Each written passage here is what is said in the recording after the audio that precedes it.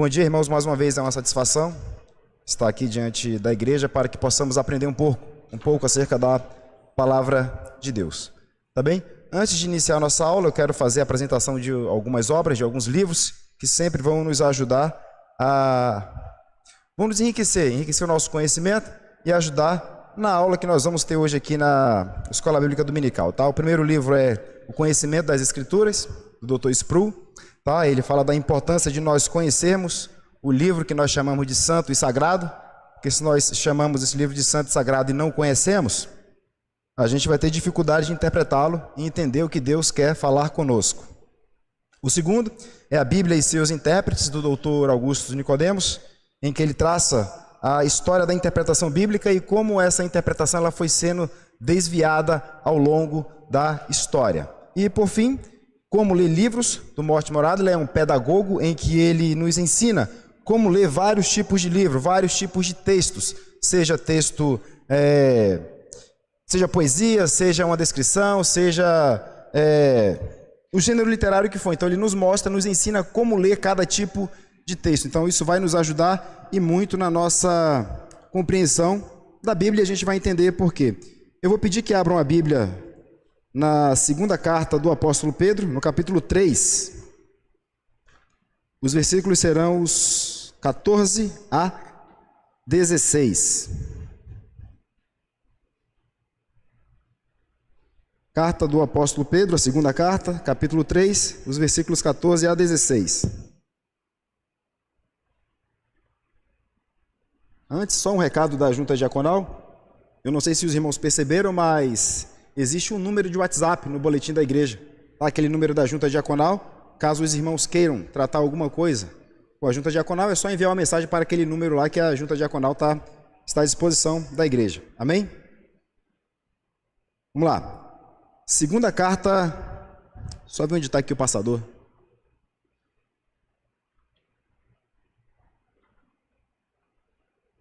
Segunda carta do apóstolo Pedro, capítulo 3, versículos 14 até o 16, diz assim: Por essa razão, pois amados, esperando essas coisas, empenhai-vos por serdes achados por ele em paz, sem mácula e irrepreensíveis, e tende por salvação a longanimidade de nosso Senhor, como igualmente o nosso amado irmão Paulo vos escreveu, segundo a sabedoria que lhe foi dada. Ao falar acerca destes assuntos, como, de fato, costuma fazer em todas as suas epístolas, nas quais há certas coisas difíceis de entender, que os ignorantes e instáveis deturpam, como também deturpam as demais escrituras, para a própria destruição deles. Vamos orar?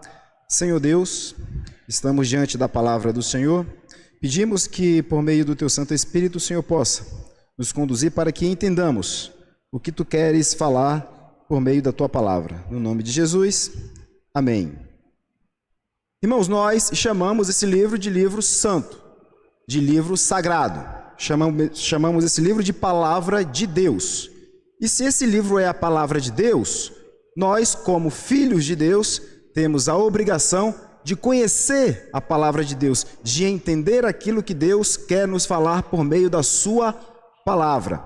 E nós vamos tratar nessa manhã exatamente disso, uma questão aqui introdutória, porque não vai dar para esgotar o assunto, que o assunto ele é muito vasto, ele é muito profundo, mas a gente vai tentar trazer alguns conceitos acerca da interpretação bíblica, e nós vamos falar exatamente disso, introdução à interpretação bíblica.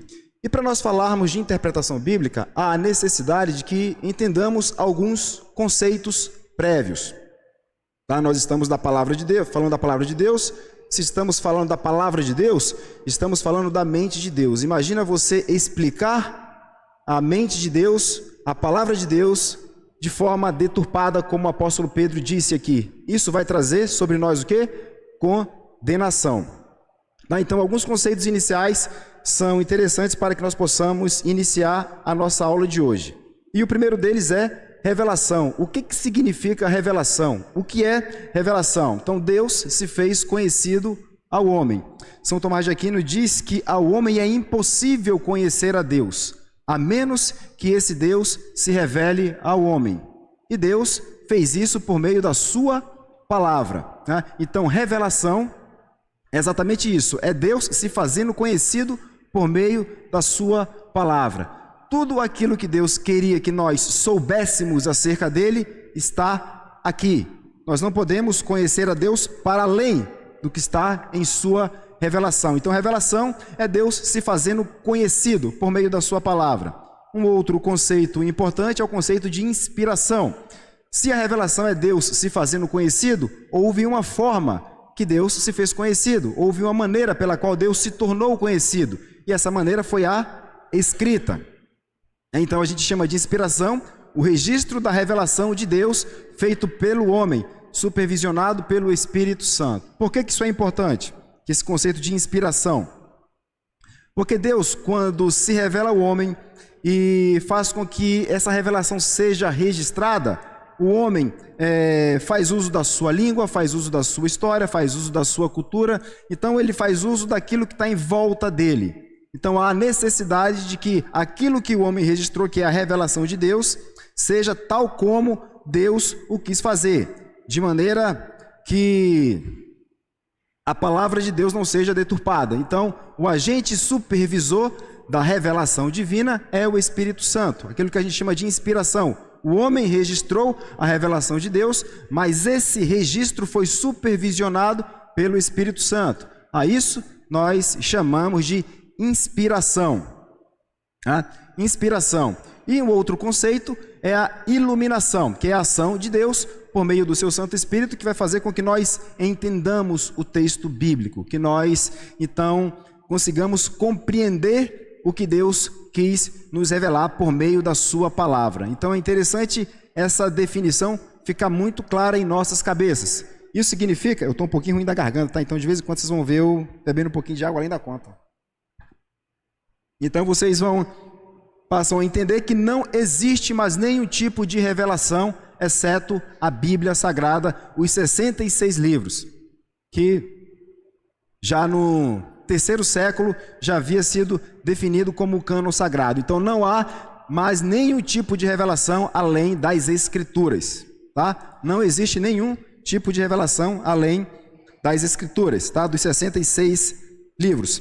E aqui eu quero destacar 3 palavras que Pedro fala nessa passagem. Ele fala de ignorantes, ele fala de instáveis e fala daqueles que deturpam a palavra de Deus. Veja, a gente vai entender essas 3 palavras para poder compreender o que o texto quer nos dizer. Qual o sentido do texto? O que significa? O texto ele tem vários sentidos ou ele tem um único sentido? De antemão, já adianto aos irmãos que há somente há somente um sentido no texto bíblico, tá? Não há vários sentidos, há somente um sentido e diversas aplicações. Somente um sentido e diversas aplicações. Tá? O texto bíblico ele vai significar aquilo que o autor quis dizer, né? Então nós não podemos cometer aquilo que pode ser conhecido, ou podemos chamar de anacronismo de interpretação. Nós tiramos um texto de uma época diferente e damos conceitos modernos a textos que foram escritos há 1.000, 2.000, 3.000, 4.000 anos atrás. Isso é cometer um erro. Então, se nós fizermos isso, a chance de nós não entendermos o sentido do texto, ela é muito grande. Então veja que Pedro diz: há certas coisas difíceis de entender, que os ignorantes e instáveis deturpam. E ele continua: como também deturpam as demais escrituras para a própria destruição. Ou seja, se há uma deturpação do sentido do texto, o que isso provoca? Uma destruição própria. Tá? E aí eu quero destacar essas 3 palavras. Está ali no texto grego, mas é só mesmo para a gente poder entender que o Novo Testamento, a língua escrita foi o grego chamado koiné, e o significado dessas palavras, à luz do texto original, são esses: aquele que não é instruído, não tem erudição, não tem cultura, são os ignorantes. Tá? Então, a gente hoje, no nosso país, eu vou falar aqui do Brasil, nós estamos cheios de pessoas completamente ignorantes que querem falar de tudo, que acham que dominam todo tipo de assunto. Isso você vai ver em todos os meios de comunicação possíveis. Não domina um determinado assunto, mas fala como se dominasse. Não sabe o que significa X, mas faz uma descrição como se soubesse o que significasse X. Então, nós estamos cheios e repletos de analfabetos funcionais, que ao lerem 5 linhas, não conseguem interpretar essas 5 linhas. Você vai pegar um texto de 5 linhas, dá para 10 pessoas lerem, e eu estou falando de pessoas que saíram do nível superior, com o nível superior, você vai num texto de 5 linhas, e essas 5 ou 10 pessoas vão dar 20 significados diferentes para um texto de 5 linhas. Né? E aí isso fere o que a gente chama de princípio da intencionalidade do autor.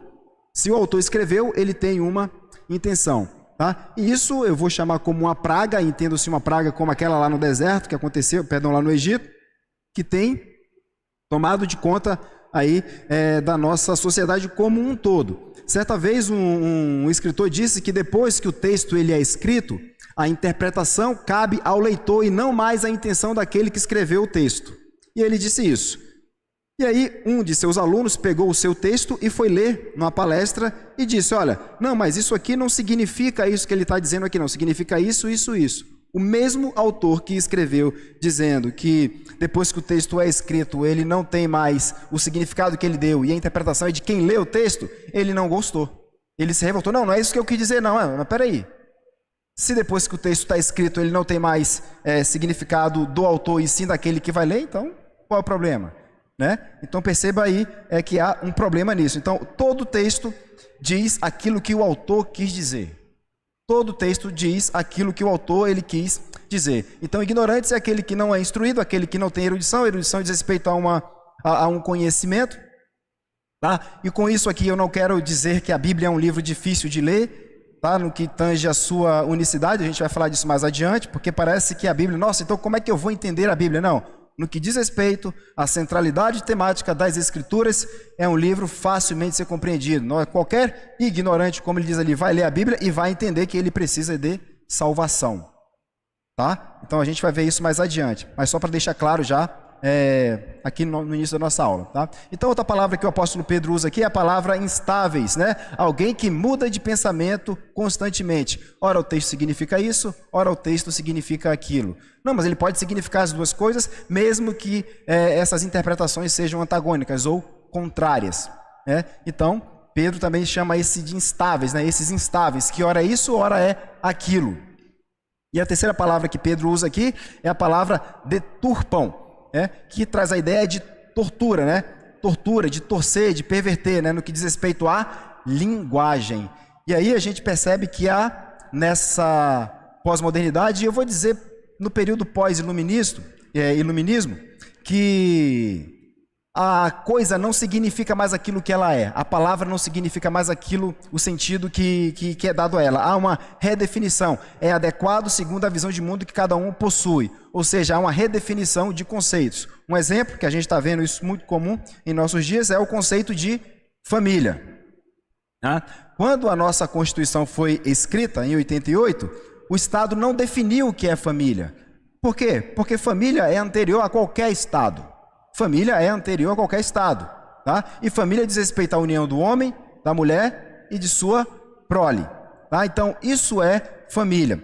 Quando nós vemos como Pedro usa ali, né? Deturpam, torturam, torcem, pervertem a linguagem, estão querendo redefinir o conceito de família. Família, homem, mulher, prole. Homem, mulher e seus filhos. Por isso que a Constituição reconhece como família, lá no seu artigo 226, a união entre homem e mulher. E isso garante o quê? A existência do próprio Estado. Tá? Então, quando o apóstolo fala dessa deturpação, é essa redefinição de conceitos. Tá? E isso foi fonte de muitas heresias. O texto diz isso, mas ele não quer dizer bem isso, ele quer dizer aquilo. Tá? Então, isso é família, homem, mulher e seus filhos. Mas existem famílias que não têm pais, que não têm mães. Tá, o fato de nós termos uma família desestruturada não vai fazer com que o conceito de família seja redefinido. Tá? Então, é importante nós entendermos o sentido do texto. Tá? E dentro desse sentido do texto, algo que é importante nós compreendermos é algo chamado, que a gente chama aí de etimologia e de campo semântico. Tá? Toda palavra ela tem uma origem. Essa origem a gente chama de etimologia. Se você for buscar no dicionário... Eu não estou tendo retorno aqui, vocês estão me ouvindo bem aí no fundo? Estão me ouvindo? Beleza. Se você for buscar no dicionário, a etimologia de determinadas palavras, você vai ver que existem vários significados. E normalmente, quando se tem um ponto de vista, quando se acredita em algo, eu vou lá e cato aquele significado que melhor se adequa àquilo que eu defendo. No entanto, existe um conceito chamado de campo semântico da palavra, que é o sentido da palavra, o significado da palavra. Como o autor usou aquela palavra? O que ele quis dizer com aquela palavra dentro daquele contexto? E por que isso é importante? Quando nós olhamos, por exemplo, a palavra mundo na Bíblia, né, ou a palavra em grega cosmos, mundo pode significar a coisa criada, mundo pode significar todas as pessoas do mundo, mundo pode significar um número grande de pessoas. Então perceba que a palavra pode ter vários sentidos, vários significados, o que é chamado de polissemia, vários sentidos da palavra. No entanto, o autor, quando usou aquela palavra, ele usou dentro de uma frase, ele usou dentro de um texto, dentro de um contexto, e ela significa determinada coisa. Que coisa é essa? A intenção que o autor deu para ela. Tá? Não podemos interpretar a Bíblia à luz de uma lente moderna. Nós precisamos preencher algumas lacunas para poder entender o que o texto bíblico significa. Tá? E isso a gente vai ver mais adiante. Tá? Então, ainda dentro desse primeiro ponto, que é o sentido do texto, ao longo da história nós tivemos duas escolas aí de interpretação bíblica. Tá? E uma delas prevalece até os dias de hoje. Tá? A primeira escola de interpretação bíblica que nós vemos na história é a escola de Alexandria, que ela prezou pelo método alegórico de interpretação. O que isso significa? Alegórico vem de alegorese, que significa aquilo que está por detrás. O texto ele não tem o seu significado tal como ele está apresentado ali na sua literalidade, né? O texto não é interpretado em sua literalidade. Há a necessidade de se buscar o sentido por detrás do texto. A busca pelo significado está sempre oculta. Né? Ali está oculto, né? Deixa eu corrigir ali, né? Oculta. Então, olha só. A escola de Alexandria ela prezava por uma interpretação alegórica. E nós tivemos muitos pais da igreja que eram dessa escola, como Clemente de Alexandria, por exemplo, um judeu, filho de Alexandria, que sempre lia o texto e tentava enxergar aquilo que o texto não tinha, fazia aquela interpretação, o que tinha por detrás do texto, o que estava oculto do texto. Olha, o texto está escrito isso, mas isso significa aquilo outro. E não confundamos alegoria com tipologia, tá? Uma coisa é alegoria, outra coisa é tipologia. Tipologia significa aquilo que aponta para algo, é um tipo de alguma coisa. E alegoria é você tentar descobrir aquilo que não está no texto. É você criar, seja personagens, seja histórias, enfim, você cria alguma coisa para poder dizer o que o texto significa. E tipologia, a gente está falando de algo que está acontecendo, mas que está apontando para outro. Por exemplo, algum tipo de tipologia eram os cordeiros mortos no Antigo Testamento, no sacrifício. Era no tipo de quem? De Cristo. Então, aponta para alguma coisa. Então, não confundir tipologia com alegoria. Tá? Então, a escola de Alexandria, Alexandria, cidade no norte da África, no Egito, então ela prezou por esse tipo de interpretação que é o tipo de interpretação que vigora até hoje em nossos dias na maioria das igrejas. Você vai ver muitos pastores na hora da pregação abrindo o texto, lendo o texto e nunca mais voltando para o texto. E aí ele começa a fantasiar, começa a falar várias coisas que não tem nada a ver com o texto. Isso é muito comum. Isso é fazer o quê? Aquilo que o apóstolo Pedro disse. Deturpam a palavra de Deus, ou deturpam as escrituras. Tá? Então, por que é importante nós entendermos o que a Bíblia diz? Porque a Bíblia é a mente de Deus, é a palavra de Deus. Se eu deturpo a palavra de Deus, eu estou simplesmente trazendo condenação para mim. Então, é importante que nós entendamos a Bíblia Sagrada. Aquele livro que nós chamamos de santo, esse livro que nós chamamos de santo, e que muitas vezes nós o desprezamos, tá? Então nós precisamos entender o que a Bíblia realmente diz, tá? Então a escola de Alexandria, ela prezou por essa interpretação alegorética, né? O texto não diz aquilo que está dizendo. O texto, ele pode significar qualquer uma outra coisa, menos aquilo que está escrito na sua literalidade, tá? Se tiverem alguma pergunta, quiserem fazer alguma pergunta, algum comentário, é só levantar a mão, tá? Que aí eu pauso aqui. Até aqui tudo bem? Tá tranquilo? Sossegado? Só pedir para levar o microfone aí, porque senão não escuta quem está aí. Para poder facilitar e todo mundo ouvir a pergunta. se é errado usar a alegoria? Sim, é completamente errado a alegoria, porque o texto... Não precisa mais não, né? Tá, ele perguntou aqui se é errado usar a alegoria, tá? É completamente errado você usar esse método interpretativo alegórico, porque ele não vai trazer o sentido real do texto, tá? Ele não vai trazer o sentido real do texto e você vai fazer uma interpretação deturpada do que diz a Bíblia. Às vezes vai acertar? Talvez. Talvez. Em um momento ou outro, você acerte o que o texto está querendo nos passar. Mas na maioria das vezes vai errar, né? Uma das alegorias mais famosas que acontecia nos anos 90, né? Acontecia muito isso, de que Davi tinha 5 pedras e quando ele foi atacar Golias, uma pedra simbolizava fé, outra pedra era isso, outra pedra era aquilo, né? Então isso é fazer uma alegoria e não é isso que o texto está dizendo. Uma outra coisa importante é não confundir alegoria com simbologia, tá? A aula que eu ia trazer hoje não era essa. Eu ia trazer a aula ali sobre Apocalipse 13, que trata sobre a marca da besta.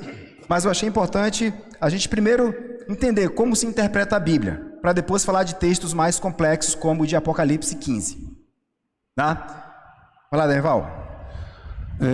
Sobre essa questão da exposição bíblica, a exposição que a gente chama de pregação expositiva e a pregação alegórica. Eu já ouvi falar sobre Charles Spurgeon, por exemplo. A pregação dele tende mais para a alegoria. No entanto, ele não foge do contexto da Bíblia e ele fala o que nela está escrito. A pregação expositiva, você vai ler o texto e expor o que está ali. Mas se você vê Charles Spurgeon, embora ele seja, vamos dizer assim, fiel às Escrituras, ele faz um posicionamento alegórico. Mas a gente não considera isso como sendo tirado do contexto ou fora do contexto. Como é que a gente pode dizer isso? Veja, vamos pensar no seguinte: quantos aqui já viram o céu à noite escuro, sem nenhuma nuvem, o céu estrelado? Já viu o céu estrelado, bonito, cheio de estrelas? Se eu disser que aquelas estrelas ali, em forma de analogia, elas representam a igreja, os santos de Deus, aqui na terra, no meio de um mundo de escuridão, isso é alegoria ou é uma analogia?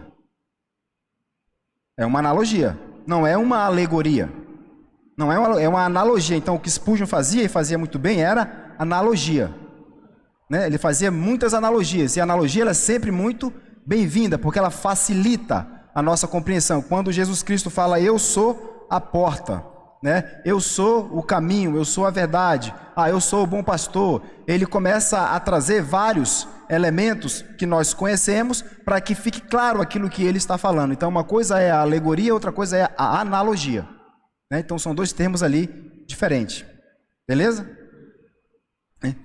Então nós temos também a chamada escola de Antioquia, né? A escola de Antioquia, na Síria, fundada ali por Luciano de Antioquia, era uma escola que prezava pela literalidade do texto. O que isso significa? Literalidade do texto não significa que eu vou ler a Bíblia e interpretar literalmente o que está ali. Senão eu vou ter dificuldade para interpretar, por exemplo, o livro de Apocalipse. E quando João fala que vi uma besta emergir do mar, vi uma besta emergir da terra, é literalmente uma besta emergindo do mar? É literalmente uma besta emergindo da terra? Não, existe então o que a gente chama de gênero literário. Então a interpretação bíblica, ela é feita na sua literalidade, significa que ela é interpretada à luz do gênero literário. E nós temos o gênero literário poético, nós temos conto, nós temos crônicas. Então conhecer esses gêneros literários, os quais a Bíblia possui, muitos deles, vai nos ajudar muito a entender o texto. Tá? Então a escola de Antioquia era o método literal de interpretação, né? O texto é interpretado à luz dos tipos textuais, nós temos narrativas, nós temos ali descrições no textos, e dentro dessas narrativas e descrições nós temos vários gêneros literários que facilitam aí a nossa compreensão. Vou ler um texto poético literal? Como é que eu vou ler um texto poético na sua literalidade? Não, ali existe um gênero literário que vai me ajudar a entender o que significa, né? Vai me ajudar a entender o que significa. Então essas duas escolas de interpretação, elas surgiram ali no início do cristianismo. Alexandria um pouquinho antes de Cristo, Antioquia aí um pouquinho depois de Cristo, e o que se predomina hoje, o que se prevalece hoje, infelizmente, é o método alexandrino de interpretação, da escola de Alexandria, tá? Essas duas escolas produziram alguns hereges, mas não é a nossa... Não separei aqui para falar de heresia especificamente, mas essa escola produziu alguns hereges ao longo do tempo. Tá? Então são essas duas escolas de interpretação que nos influenciam até hoje. E quando nós chegamos na Reforma Protestante, a Reforma retomou o método antioquiano de interpretação bíblica, de olhar para o texto e interpretar o texto à luz do seu gênero literário. O que está escrito ali na Bíblia. Tá? E aí surgiu isso logo depois do Iluminismo, no século XVIII, né? O método de interpretação histórico-crítico. Esse método de interpretação histórico-crítico, ele é aquilo que ele diz o seguinte, né, que aquilo que a história e a ciência puderem provar pode ser aceito como verdade. Caso contrário, não passa de mito, de lenda ou de conto. Isso é principalmente após o Iluminismo, em que o Iluminismo disse que aquele período que nós tivemos ali de 476 até 1500 até a queda de Constantinopla, 1500 e alguma coisa, não vou lembrar agora, tá? Aquele período que era a Idade Média, era a Idade das Trevas. Tudo que aquele povo fez ali para trás era a Idade das Trevas, e agora o Iluminismo, nós temos a verdade. E aí retoma uma frase de um sofista chamado Protágoras, de que o homem é a medida de todas as coisas. Então nós vamos começar a entrar num período chamado de antropocêntrico, tá? Nós vamos sair do chamado teísmo cristão, e no período do Iluminismo nós vamos entrar nesse período chamado de de antropocentrismo. Tá? Nós saímos do teísmo, entramos no deísmo, né? Teísmo diz respeito que Deus ele é o centro de tudo. Quando nós saímos desse teísmo e entramos no deísmo, né? Theos e dei, a mesma coisa, Deus e Deus, um grego, outro em latim. Mas o deísmo dizia que realmente Deus criou todas as coisas, mas é um Deus que não se envolve com a sua criação. Né? E aí nós saímos desse deísmo e entramos nessa fase do antropocentrismo, em que o homem ele é a medida de todas as coisas e que tudo parte do homem. Né? E aí começam a surgir essas interpretações absurdas e esse método histórico crítico, que ele é muito abraçado pelo liberalismo teológico, e nós estamos cheios de igreja ao longo de todo o mundo que abraçaram esse liberalismo teológico. Inclusive, muitas igrejas presbiterianas na Europa e nos Estados Unidos abraçaram o liberalismo teológico, e o resultado disso foi o esvaziamento dessas igrejas. Tá? Porque se você leva em consideração que só o que a história pode provar, só o que a ciência pode provar, a ciência pode provar a ressurreição por métodos científicos? Não vai poder provar. A ciência vai poder provar que um homem era homem, ele também podia ser Deus? Também não vai poder provar. Então se despreza tudo isso. Se você despreza, isso é a espinha dorsal do cristianismo, porque Cristo 100% Deus, 100% homem. Se você despreza isso, acabou com o cristianismo. O que vai acontecer? As igrejas vão esvaziar. Tá? Então, uma das desgraças, tá? Vou usar esse termo, que esse período trouxe, é o abandono pela interpretação bíblica à luz do seu gênero literário, aquilo que ela realmente diz, tá? E o segundo método é o método gramático histórico.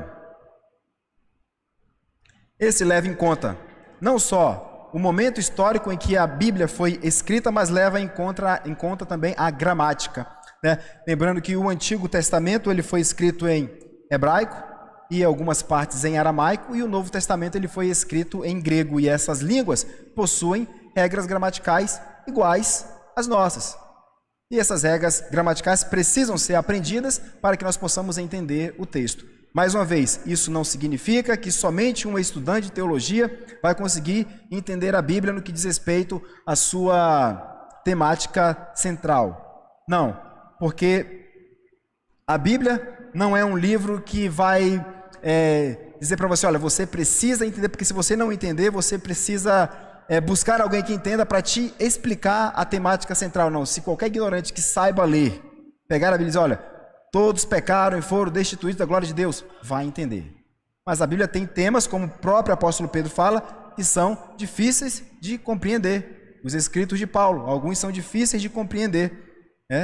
Mas isso diz respeito à unicidade do tema da Bíblia, que é a salvação do homem por meio de Cristo Jesus? Não.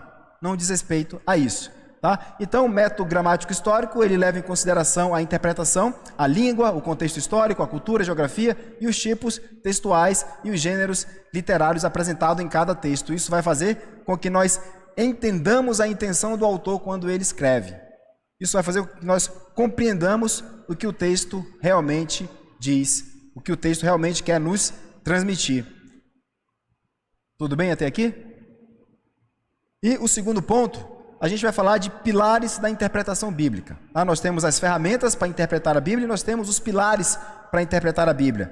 E o pilar principal, um dos pilares, eu vou chamar aqui, trazer 2 pilares, e o principal deles ali é Cristo é a centralidade das Escrituras. Vamos abrir a Bíblia lá em Lucas 24, 44. Lucas 24, 44.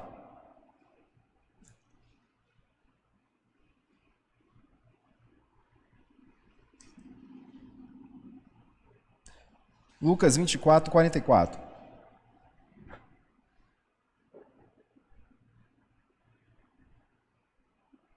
Vai dizer assim: a seguir, Jesus lhes disse: são estas as palavras que eu vos falei, estando ainda convosco.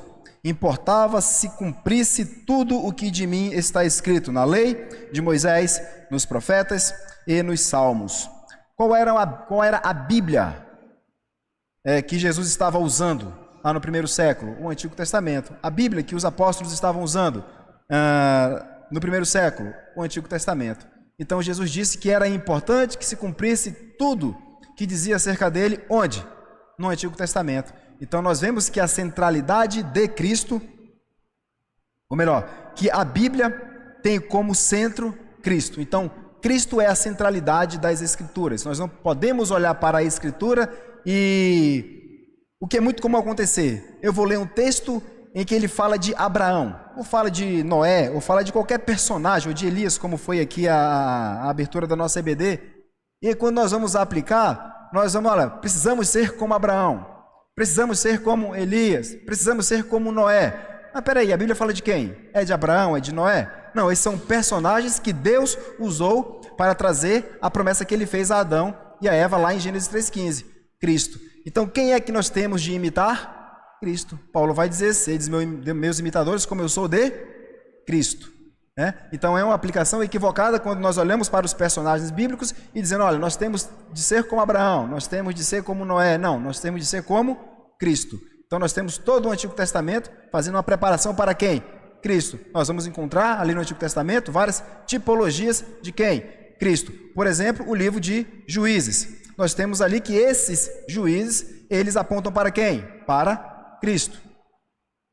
No livro de Juízes vai dizer que o povo vivia segundo o desejo do próprio coração, segundo a própria vontade. E quando o ser humano ele vive segundo a própria vontade, ele provoca um caos em sua própria vida e em seu meio. Então eles começaram a desobedecer a Deus, começaram a pecar, adorar outros deuses. E o que acontecia? Deus trazia juízo sobre o povo dele. Outras nações vinham e os afligia. Eles voltavam a Deus, pediam a Deus que levantasse, que resgatasse, que os salvasse, e Deus levantava quem? Um juiz. Esse juiz salvava quem? O povo. Salvava o povo voltava a adorar a Deus. Quando esse juiz morria, o que acontecia? O povo voltava de novo a se tornar idólatra. Ao se tornar idólatra, Deus trazia juízo sobre eles voltavam a Deus, pediam perdão de Deus, Deus levantava um outro juiz, e essa é a narrativa durante ali 350 anos do livro de Juízes. Então esses juízes eram tipos de Cristo, eram tipos imperfeitos daquele que viria na perfeição, como o autor de Hebreus nos fala. Tá? Então nós temos no Antigo Testamento sempre ali tipos, tá? Tipos de Cristo apontando para algo que seria mais perfeito adiante. Tá? E quando nós olhamos para a centralidade da Bíblia, todo o Antigo Testamento ele vai fazer essa preparação para a vinda de Cristo. Se nós olharmos como Jesus disse, olha, para a lei de Moisés, a lei está apontando para onde? Para aquilo que Deus exige. Se nós olharmos para o Pentateuco, é um sistema de 613 leis. Tá? Aí se divide em 3 grupos para poder facilitar a compreensão. A lei cerimonial, a lei moral e a lei civil. Tá? A lei cerimonial é uma sombra de quem? É um tipo de quem? De Cristo. Está apontando para Cristo. Há necessidade de que hoje façamos isso? Não, porque a perfeição da lei já veio, que foi Cristo. O próprio Cordeiro foi sacrificado. Então não há mais essa necessidade. A lei civil, né? A lei civil é uma reverberação da lei moral, dos 10 mandamentos, né? Não matarás, não adulterarás, é uma reverberação dos 10 mandamentos. Lembrando que os 10 mandamentos, a primeira parte, os 4 primeiros mandamentos, apontam para quem? Para o relacionamento com Deus e depois o relacionamento com o próximo, o restante dos mandamentos. Então tudo aquilo fala de Cristo. Todo o Antigo Testamento é uma preparação. O que os profetas faziam? Traziam a palavra de quem? De Deus. Eles traziam a palavra de quê? De redenção, de salvação. Quem é que João chama de palavra? Cristo. No princípio era quem? O verbo, a palavra, o logos, né, que está lá no texto em grego. A palavra. Então o que os profetas estavam trazendo? A palavra de Deus. O Cristo prometido lá em Gênesis 3,15. É isso que os profetas estão trazendo. Quando aquele povo ali é salvo, é resgatado da condição de escravo, isso aponta para onde? Para o resgate de toda a igreja da condenação, da escravidão do pecado. Então nós temos tipologias e não alegorias. Então todo o Antigo Testamento é Deus preparando um povo para que por meio desse povo viesse Jesus Cristo. Tá? Quando eu falei no início que o texto que eu iria trazer que seria o de Apocalipse 13, é interessante que o texto fala de um dragão e da mulher. Dragão e da mulher. O dragão queria impedir o nascimento do menino, mas o dragão não consegue fazer isso. O menino nasce, né? Mulher simbolizando ali a igreja, porque o próprio texto vai falar isso, e o menino Jesus Cristo. Então ele fica furioso e ele vai começar a perseguir a igreja. Então veja que Apocalipse ele vai fazer toda essa síntese do Antigo Testamento, de toda a preparação para a vinda de Cristo. Tá? Então o Antigo Testamento ele é a preparação para a vinda do Salvador. Quando nós chegamos nos Evangelhos, o que nós temos? Nós temos a manifestação do próprio Salvador. Se nós tínhamos um Salvador prometido, né, em Gênesis 3,15, agora nós temos essa promessa encarnada, que é o próprio Cristo. Então os Evangelhos passam a ser a manifestação do Salvador, e desenvolveu o seu ministério, e no momento ele que morreu, ressuscitou, e diz aos discípulos: agora vocês vão e preguem, vocês vão agora pregar o Evangelho. Então nós temos que esses Evangelhos, eles mostram a vida de Jesus durante o seu ministério. Tá? Então é a manifestação do Salvador. E quando vamos para Atos dos Apóstolos, Jesus dá essa ordem para que eles preguem. O que está acontecendo, senão a proclamação da mensagem daquele que foi manifestado, daquele que foi prometido, daquele que foi encarnado, daquele que deixou a sua mensagem, e agora a mensagem está sendo proclamada, porque ele diz: agora vocês vão e preguem tudo isso que vocês viram. Deus, olha, pregue e ensinem. Pregue e ensinem. Pregar é proclamar, né? Ensinar é fazer com que nós compreendamos aquilo que é a obra de Cristo. Então nós temos Atos dos Apóstolos como a proclamação da mensagem do Salvador. E quando a gente chega nas cartas, o que nós vemos nas cartas? Nós vemos que a obra desse Salvador, ela está sendo o quê? Explicada. Paulo ele vai explicar sobre a obra de Cristo. João vai explicar sobre a obra de Cristo. Pedro também. Então nas cartas nós temos essa explicação acerca de quem foi o Cristo. João vai falar que ele é Deus de Deus. Ele é Deus, né? E ele também é homem. Todo aquele que disser que Cristo não se manifestou em carne é o espírito do anticristo, né? Está errando. Então as cartas vão explicar a obra do Salvador. Tá? E aí nós temos, por fim, o livro de Apocalipse, que vai fazer uma síntese de toda a história do Antigo Testamento, dos Evangelhos, até chegar na consumação da obra de Cristo. Então perceba que toda a Bíblia tem como centro Cristo, Salvador. Se tem o Salvador, tem aquele que foi salvo. Tem aquele que foi salvo. Tá? Então o primeiro pilar da interpretação bíblica é Cristo sendo o centro das Escrituras. Nós não podemos ler a Bíblia em nenhum momento e esse texto não apontar para Cristo. Esse texto, dentro do seu contexto, ele deve apontar para Cristo. Porque se não o fizer, nós estamos ferindo o princípio de unicidade da Bíblia, da sua temática singular, que é a salvação do homem por meio da obra de Cristo. Como aquele povo no Antigo Testamento era salvo? Pela promessa de um Salvador. Como o povo do Novo Testamento é salvo? Pela fé no Salvador que veio. Então sempre foi pela fé, pela graça. Tá? No Antigo Testamento, o Cristo prometido. No Novo Testamento, o Cristo encarnado. Tá? O Cristo encarnado. Então o primeiro pilar da interpretação bíblica é que as Escrituras têm como centralidade Cristo, a sua obra, a pessoa de Cristo. tá? E o segundo pilar de interpretação bíblica é a Bíblia interpreta a si mesma. Vamos ler lá em Atos 17. Atos 17, 11.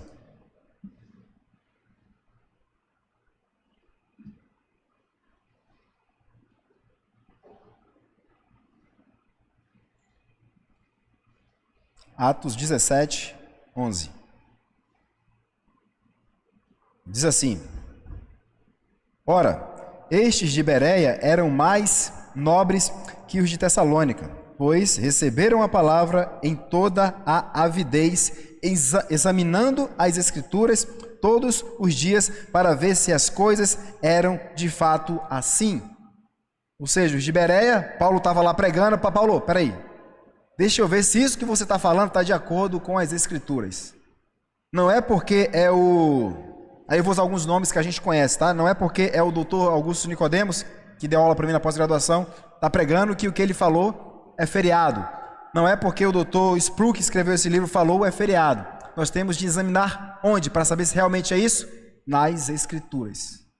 Nas Escrituras. Sempre, tá? Então, o segundo pilar de interpretação bíblica é a Bíblia interpreta a si mesma, tá? Então, o princípio de unicidade temática exige que busquemos as respostas de textos difíceis ou fáceis dentro da própria Bíblia. Não é o intérprete quem diz o que o texto significa, e sim a própria Bíblia. Por exemplo, se você pegar todo o livro de Apocalipse, quem é que vai explicar o livro de Apocalipse? É todo o Antigo Testamento, é os Evangelhos. Você vai ver que o livro de Apocalipse, se tiver a oportunidade de ler, e quem já leu, ele faz uma síntese de todo o restante das Escrituras. Se você pegar o pacto que Deus fez com Abraão, quando Deus fala para Abraão matar os animais, partir-os ao meio e fazer um corredor, essa explicação Paulo vai dar lá em Gálatas 3. Lá em Gálatas 3. Quando você vê o próprio João em Apocalipse falando da besta, falando do dragão, quem é que vai explicar isso? Vai estar lá em Daniel 7. Então a Bíblia ela vai explicar a si mesma. Não somos nós que vamos dizer o que a Bíblia significa, mas ela mesma é quem vai dizer. Mas para isso nós precisamos o quê? Das ferramentas corretas para poder fazê-lo, porque sem as ferramentas corretas para fazer uma boa interpretação, nós corremos o risco de deturpar a mente de Deus, tá? De deturpar a mente de Deus. Tá bom? Então, dois pilares fundamentais da interpretação bíblica é que, primeiro, Cristo é o centro das Escrituras. Segundo, a Bíblia interpreta a si mesma. Isso é de fundamental importância. Tá? Nós não podemos esquecer isso. Toda vez que nós formos ler a Bíblia, precisamos entender, Cristo é o centro das Escrituras. E a Bíblia vai interpretar ela mesma. Tá? A Bíblia vai interpretar ela mesma. Tá certo? Então, são dois pilares aí fundamentais para a nossa interpretação bíblica. Tá? E agora a gente vai chegar no terceiro e último ponto, que são as ferramentas para uma boa interpretação bíblica, né? Então, muitos atribuem essa frase a Calvino, né, de que orar e labutar, né? Mas acho que Lutero disse antes, e Calvino pegou isso de Lutero, né? Orar et labutare, né? Orar e labutar. Oração, porque é o livro divino. A Bíblia é o livro divino e não um livro divino, passando a ideia de que existem outros livros. Não, a Bíblia é o livro divino, tá? O livro santo, e carecemos da iluminação do Espírito Santo para entender o livro. Então precisamos orar. Falar com quem?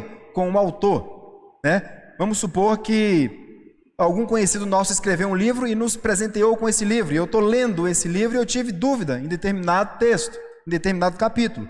Eu tenho contato com o autor e pergunto a ele o que significa, o que ele quis dizer com isso. Lembra do princípio da intencionalidade do autor? Eu pergunto a ele, vai lá e me explica. Só que eu não consigo perguntar aqui para Paulo, eu não consigo perguntar para Pedro, não consigo perguntar para ninguém mais. Mas quem é o autor primeiro da Bíblia? É o Espírito Santo. E quando o Espírito Santo escreve, inspira os autores para que escrevam a Bíblia, ele não está escrevendo como, por exemplo, o livro de Apocalipse, aquelas 7 igrejas. João estava escrevendo, escreve para a igreja de Éfeso, Esmirna, mas o Espírito Santo escreve para a igreja militante, esses que são agora e aqueles que estão por vir. Esses que estão por vir. Tá? Então a oração é para que Deus tenha misericórdia de nossas vidas e nos dê o entendimento por meio do seu Santo Espírito, que nos traga a iluminação para que possamos entender a Bíblia Sagrada. Então, tá? É a primeira ferramenta que eu sugiro que nós tenhamos. A segunda ferramenta é a labuta, né? É o trabalho. né? Por quê? Porque é um livro humano com regras gramaticais de línguas humanas, escrito no espaço-tempo humano. E tudo isso deve estar presente no momento da interpretação. Eu preciso entender a gramática do grego, preciso entender a gramática do hebraico, eu preciso entender o contexto no qual esses textos, o contexto histórico, né, cultural, que esses textos foram escritos.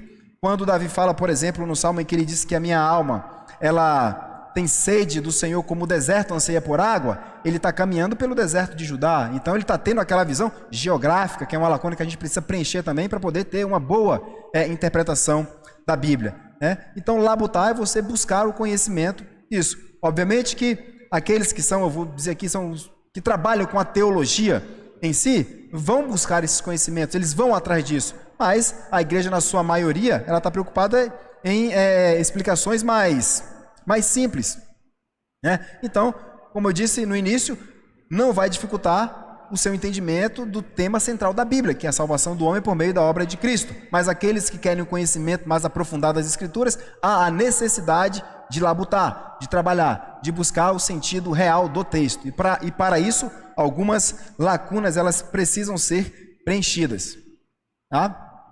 E aí nós temos aqui, isso aqui é interessante, né? Acho que é o nosso último slide. Tá? É a hermenêutica circular e a hermenêutica espiral. O que é a hermenêutica? A hermenêutica diz respeito ao deus Hermes, né? Ao deus Hermes. O deus Hermes era aquele que trazia a mensagem dos deuses. Ele trazia a mensagem, ó, o deus fulano de tal disse isso, agora Hermes ia lá e trazia essa explicação, né? Então é a arte ou a ciência de interpretar, tá? Então, a hermenêutica circular, a hermenêutica circular vai dizer o seguinte: eu pego um texto e aí eu fico dando voltas em cima desse versículo ou dessa perícope que eu separei e dali eu tiro muitas doutrinas. Isso acontece com muita frequência, por exemplo, no texto de 1 ou 2 Coríntios 14, quando fala-se do dom de línguas, né? É somente aquele pedacinho ali que fala sobre aquele que fala para Deus, em mistérios. E aí cria-se toda uma teologia em cima daquele pedacinho ali, fica circulando ali dentro. Quando nós temos outros textos mais claros que falam da mesma coisa, com uma clareza maior, né? E aí nós ficamos circulando ali dentro daquele texto e tiramos doutrinas que não são verdadeiras, são doutrinas erradas. São, por vezes, até heresias, né? Heresias como a heresia do juízo investigativo. Quem é campeão de fazer essa hermenêutica circular são os adventistas, tá? E aí acaba produzindo, deturpando aquilo que a palavra realmente diz. E a outra forma é a hermenêutica espiral. O que a hermenêutica espiral significa? Que eu vou ler no texto, se eu não entendo esse texto, eu vou em busca de um texto mais claro, de outro texto mais claro, até que eu chegue ao sentido real daquela passagem. Por isso que nós dizemos que, olha, a palavra dentro de uma frase, tá? A palavra está dentro de uma frase e essa palavra dentro daquela frase significa alguma coisa, né? Como, por exemplo, eu disse no início da palavra mundo. Nem sempre a palavra mundo são as coisas criadas. Nem sempre a palavra mundo é a totalidade da população. Às vezes está sendo usada num sentido figurado, né? Para dizer que são muitas pessoas. Então essa palavra dentro dessa frase, ela tem um significado. E para isso nós devemos conhecer ali as regras gramaticais dos textos originais, tá? E também essa mesma frase, ela está dentro de um texto maior, ela está dentro de um texto, então ela significa alguma coisa dentro daquele texto, e esse mesmo texto, ele está dentro de um contexto ainda maior, que está dentro de um livro, que está dentro de um testamento. E a gente procurar o livro, quem foi que escreveu, para quem escreveu, por que escreveu, qual a razão, qual o objetivo, tá? Isso tudo vai nos ajudar a entender o sentido real do autor, tá? Até porque nós temos uns distanciamentos, o distanciamento linguístico, o distanciamento cultural, o distanciamento da forma como aqueles povos ali viviam. Então nós temos alguns distanciamentos que vai dificultar a nossa compreensão do texto. Então precisamos buscar entender esses distanciamentos para que então possamos trazer o sentido real do texto. Então a palavra deve ser analisada dentro da frase, no seu uso comum, e dentro do seu uso comum essa frase dentro do seu texto e assim por diante, para que nós não possamos pegar apenas a palavra, essa palavra responsáveis, aí eu vou lá no grego, pego lá, a palavra responsável no grego significa isso, blá, blá, blá, blá. Aí eu vou acabar dando um sentido que melhor se adequa àquilo que eu já penso, né? Isso é buscar apenas o significado etimológico da palavra, mas essa palavra, ela está inserida dentro de um campo semântico, tá? E esse campo semântico deve ser levado em consideração na hora da interpretação. Porque senão nós corremos o risco de fazer o quê? De deturpar a palavra de Deus. Tá? E eu tenho certeza que ninguém aqui deseja deturpar a palavra de Deus. Queremos entender o que o texto realmente diz. Se nós lemos o texto e não ficou muito claro, buscamos o contexto, ainda assim não ficou claro, e aí, graças a Deus, nós temos na nossa igreja pastores preparados que podem nos ajudar a compreender o que realmente o texto ele significa. Tá certo? Então, ainda tem aqui essas lacunas ainda, né? O último slide deve ser esse. Tá? Então, algumas lacunas que devem ser preenchidas para que a gente possa melhor compreender a Bíblia Sagrada. A primeira lacuna, tá? É o idioma, né? O hebraico, o aramaico e o grego. Então, precisamos entender esses idiomas para poder chegar ao sentido real do texto, o sentido que o autor deu ao texto. Tá? O contexto histórico, né? O que se passava no espaço-tempo, a época em que o texto foi escrito, e a cultura, né? A cultura, né? Quais eram os costumes dos povos da época ou suas motivações. Nesse ponto da cultura, alguém conhece a passagem de Juízes, se eu não estiver enganado, 11, que fala da filha de Jefté? Quantos conhecem essa passagem? Da filha de Jefté? Vamos tentar entender essa passagem. Jefté era um tipo de Cristo, um dos que Deus levantou para poder combater, né, e tirar o povo daquela situação em que eles se encontravam, e Deus já havia prometido a vitória ao povo. No entanto, Jefté fez um voto a Deus. Ele fez um voto a Deus de que se ele fosse para a batalha e vencesse, quando retornasse, ele ofereceria em sacrifício a primeira coisa que saísse da casa dele. Né? Ele vai para a batalha, ele vence a batalha, e quando ele volta, quem é que sai da casa dele? A filha. A filha dele sai da casa dele. Né? E aí ela começa a lamentar, ele começa a lamentar, e a filha diz, olha, pai, cumpra o que você prometeu a Deus. Né? Aí a pergunta que fica, por que Jefté fez esse voto? Por que ele fez esse voto? E tendo ele feito esse voto, ele deveria cumprir, não deveria cumprir? Veja só, Jefté está inserido dentro de um contexto histórico. Que contexto é esse? Os outros povos em volta do povo de Deus eram povos que ofereciam sacrifícios de crianças a um deus chamado Moloque, como forma de barganha. Oferecia esse sacrifício como forma de barganha. E Jefté estava inserido nesse contexto. Outro ponto, lá na lei de Moisés, Deus já havia abominado completamente o sacrifício de crianças.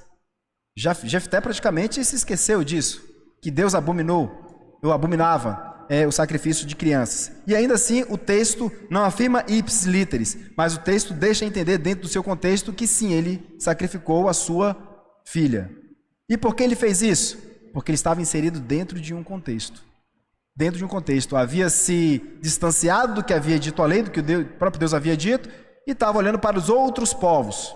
Estava olhando para outros povos que faziam isso como forma de barganha. E ele também fez isso.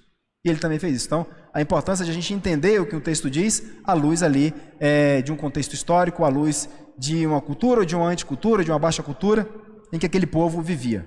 Tá, e por fim, a geografia. Qual era a geografia no momento do registro?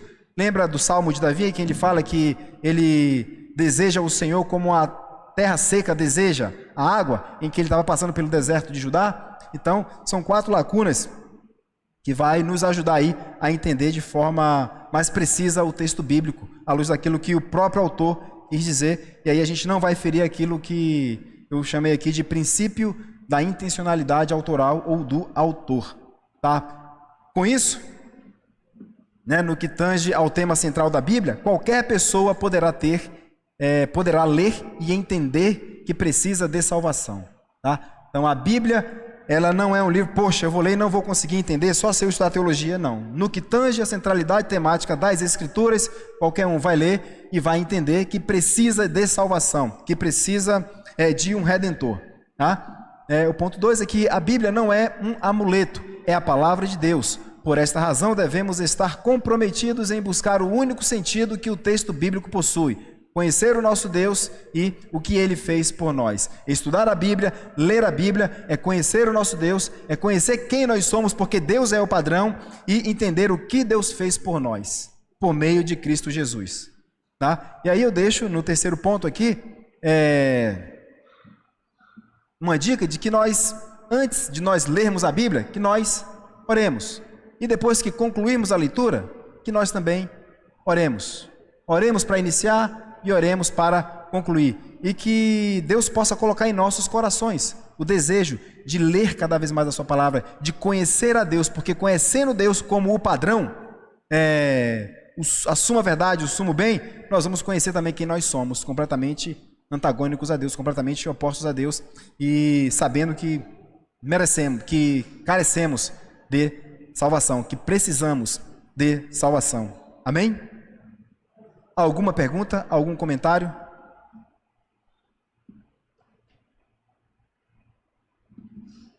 A Sandra.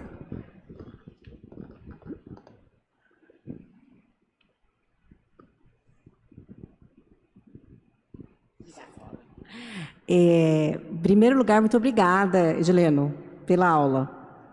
Eu vou usar muita coisa aí, eu estou com uma disciplina que eu estou fazendo na pós-graduação de Educação Cristã, que vai entrar exatamente na interpretação bíblica, hermenêutica, e eu já vi aqui que eu vou poder usar muito da sua aula. Muito obrigada. Graças a Deus. Eu queria comentar de um texto de Paulo, né, nisso, né, valorizando tudo isso que você falou, um texto de Paulo, de 2 Timóteo 1, 12 a 14, se a gente for pensar, inclusive, né, de como a gente vai contextualizar os livros da Bíblia, esse na verdade, 2 Timóteo é o último livro que Paulo escreveu, a última carta.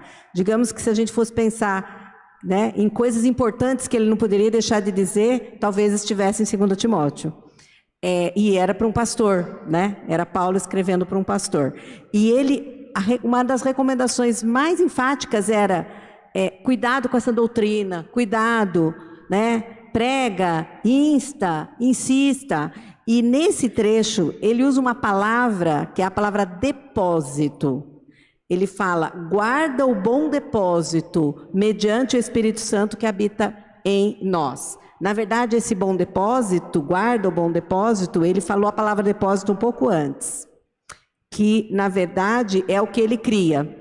No 12 ele fala, porque sei em quem tenho crido, e estou certo que é poderoso, para guardar o meu depósito até aquele dia. E aí ele fala, esse depósito, guarda, na verdade, é a palavra em Jesus Cristo. Quando ele diz no 14, mantém o padrão das sãs palavras, que de mim ouvistes com fé e com amor que está em Cristo Jesus. Não são as minhas palavras por elas mesmas, mas as que estão em Cristo Jesus.